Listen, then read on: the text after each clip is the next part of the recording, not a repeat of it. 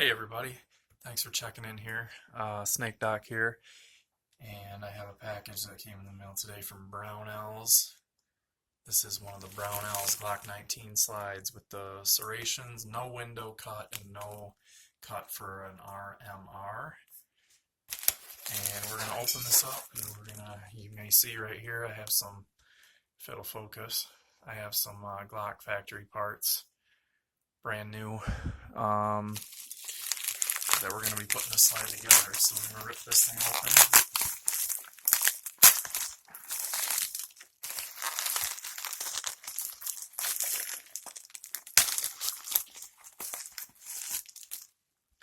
There's my striker channel liner, recoil spring, because I don't have one of those for a Glock 19. I have a few for the Glock 17. And this is how they ship the slide. So this says Glock 19 iron sight slide, front and rear cuts, part number right there, 078-000-367. So let's cut that sticker.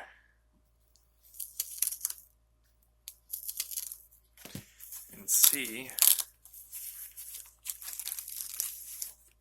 what the slide looks like.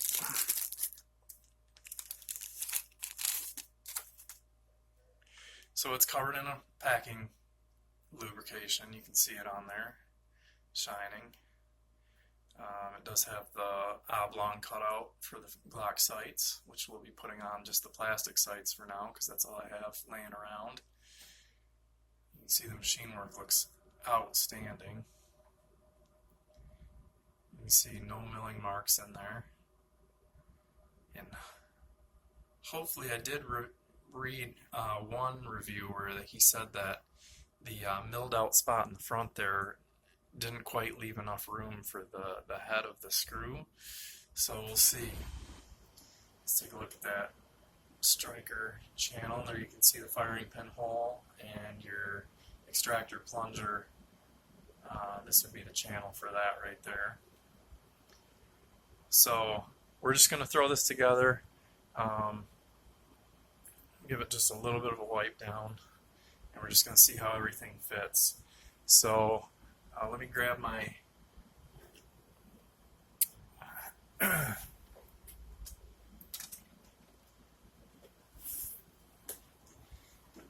so this is a ball Bic pen, just a regular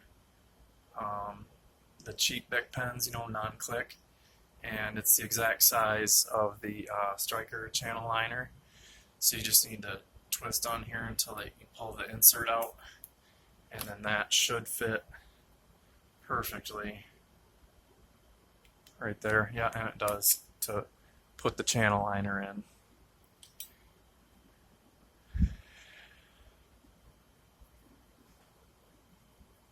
So I'm hoping that there's not one in there already. Can't see.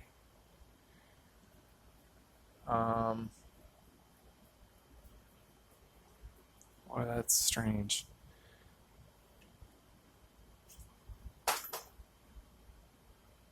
Well, I guess there's one way to find out. We'll open this. That is part number.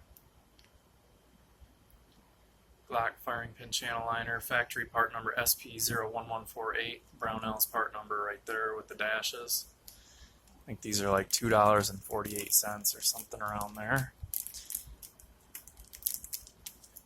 And they should have a beveled end. You can see that this end has a bevel on it, and this end is straight cut. Actually, there's some flashing on there that we're going to have to trim off with a razor.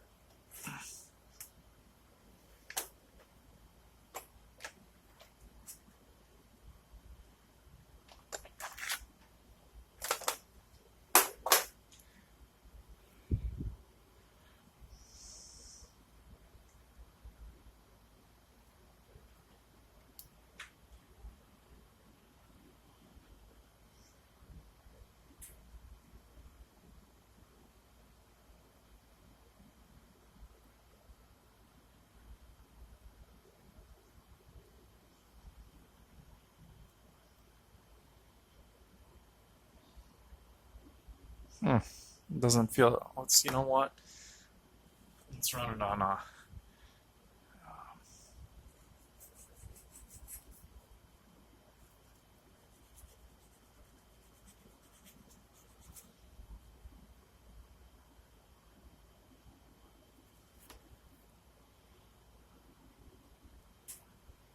Alright, that feels better. I'm still not 100% satisfied though, so let me see if I can get that trimmed down. I'm sorry about that. I don't know. I've never got. I mean, I've had probably 3 of these that I've replaced, and I've never had one have a flashing burr on it like this, so that's kind of surprising.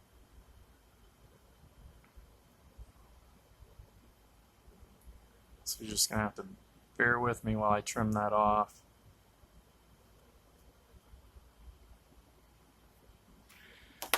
Okay, that should do. Let's see now if that'll go in. And it won't. So I'm assuming that there's already one in there, even though when I specifically talked to Brownells and asked them, and they said, no, there's not one in there. But again, that was through chat. So let's see how the striker slides in there.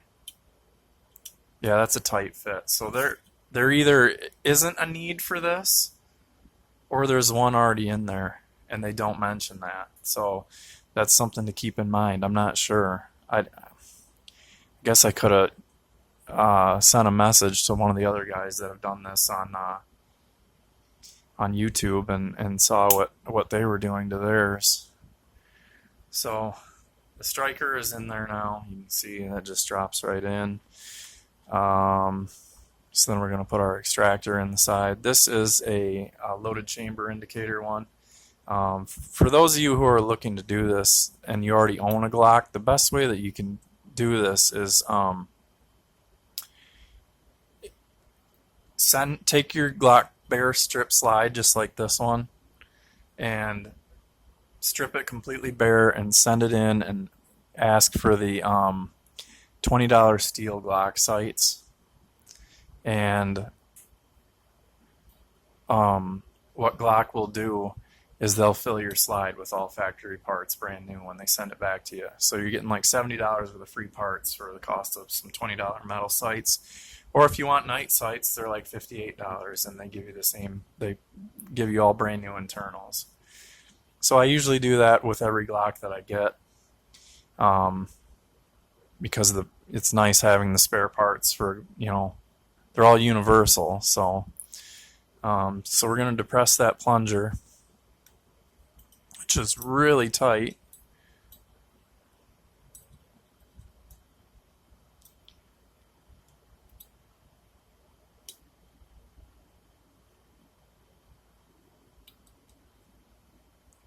And now the extractor is there. So now we're going to put our spring-loaded bearing, they call it, down this side. We can push our striker in.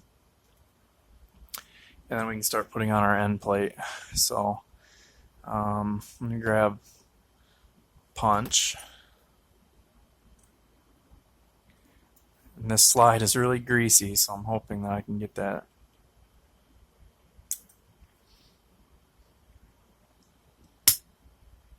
started. Wow, it's super greasy. There it goes. Alright, so we got that started. Now we just depress this one and push that up the rest of the way. Make sure that this will depress good. So when we depress that, we should be able to push the firing pin through, and you can see that it is projecting through that breech face there on the slide. So extractor's in place. Let's see if you can see the claw there sticking in. Nice. And that's it. So I guess you may or may not need one of these. But the part number again is there. So maybe somebody who can get some confirmation from Brownells on whether or not there's a factory installed one, or if they just machine it to the fact where it won't need one. So I mean, it did seem pretty smooth in there. So Next, I'm just going to put on the plastic sights. You can see I had some Ameriglows, and these Ameriglows are on my Glock 17 Gen 4. So these were the stock sights off that Glock 17 Gen 4. So they are just the plastic ones, which I'm going to put on there for now. I'm not sure what I'm going to end up doing on it because I will conceal carry this 19. So I may end up with a set of Hackathorns, Ameriglow Hackathorns. I like something with only the front dot being tritium. All the guns that I shoot at the range and in competition have fiber optic front with a solid black rear. And I like that configuration, so I think it'd probably be best if I did something like that for carry. I have had Hackathorns on a set on a P226 that I had, and I really like those sights, so I think that's probably the way I'm going to end up going, but for now I'm just going to throw the plastics on there. Without pushing them on all the way, let's just check. You always want to go from the left side, the opposite side of the extractor when you're putting on a Glock sight. Let's see how far we can just push them in by hand. So it has started in the line there, and you can see it's starting to move across. I'm really giving it some effort. And that's about all I can do by hand without snapping that piece of junk plastic. And I don't want to do this one on camera. I guess we can check the fit though. Let me take the screw out. So the screw's out, and then you can see the oval shape here, and we'll see how it fits on the oval shape here that's milled out. And it is there, it just snapped down. That's in there nice now. So you can see the sight needs to be drifted on, which I'll do off camera, and then I will I'll bolt down that front sight. And that's all I can show you today because I haven't received my barrel yet and I haven't received my frame yet. My frame did ship today and my barrel should be here tomorrow. So I'll do another video when the other parts show up and we'll complete this thing, and we'll kind of I'll bring my Gen 4 17 and my Gen 2 17 down. We'll do some comparisons. So I appreciate you guys watching. I always appreciate that thumbs up button. Shoot safe, be smart, and look forward to seeing you guys on the next video. Thanks.